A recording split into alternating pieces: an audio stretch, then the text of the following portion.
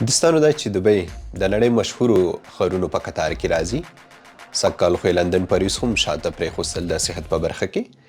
نو هر کال دلته دوبۍ ته په لکاو سیل کوونکي راځي.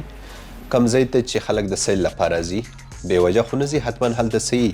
همیشه دوبۍ داسې پروژې پلي کړي دي چې په نړۍ کې بل ځای کې نه چا ورته زړه ښه کړی دی او تر ننه پورې ځینې مثالونه او ځینې ریکارډونه مات شوي هم نه دي.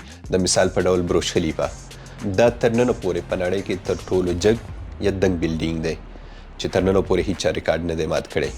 که چیرې د دې بلډینګ شاوخوا یو داسې وداني جوړه شي چې کومه د تصویر کې درته ښکاري، نو تاسو فکر وکړئ چې دا سیمه به څومره ښایست ورسره پیدا کړي. نو هم د دې ودانۍ پروژې پروپوزل د زینرا سپیس مهندسانو مسؤلو کسانو ته 2 کاله مخکې سپارلی و، کوم چې دوی ته ویل شوي دي چې همدغه پروژه شارټ لیست شوي هم ده. خو دوی وایي چې موږ ته نور څه د پروژې په اړه نه دي ویل شوي چې دا به په دوبۍ کې پلي شي یا نه، خو ویل چې موږ وغوښتل چې د دې پروژې تصویران د عامو خلکو سره شریک کړو.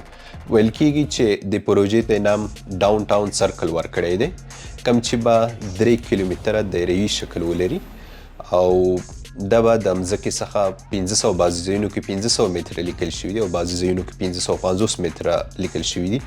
په دومره لوړوالي باندې به جوړیږي، کوم چې به 15 پایو یا مټو باندې به ولاړي. دغه وداني په مختلفو برخو ویشل شوي ده. تجارتي برخه یې د اوسېدلو ځای حال دا چې په دې کې پارکونه هم شامل دي. نو تاسو ماته ووایئ که چیرې د دې ودانۍ پروپوزل د حکومت له لوري منظور شي او په راتلونکي کلونو کې جوړه شي، دا به دوبۍ ته څومره ښکلا ورکړي؟ هغه ماته کمنټ کې ولیکئ. سمه ده؟ مننه.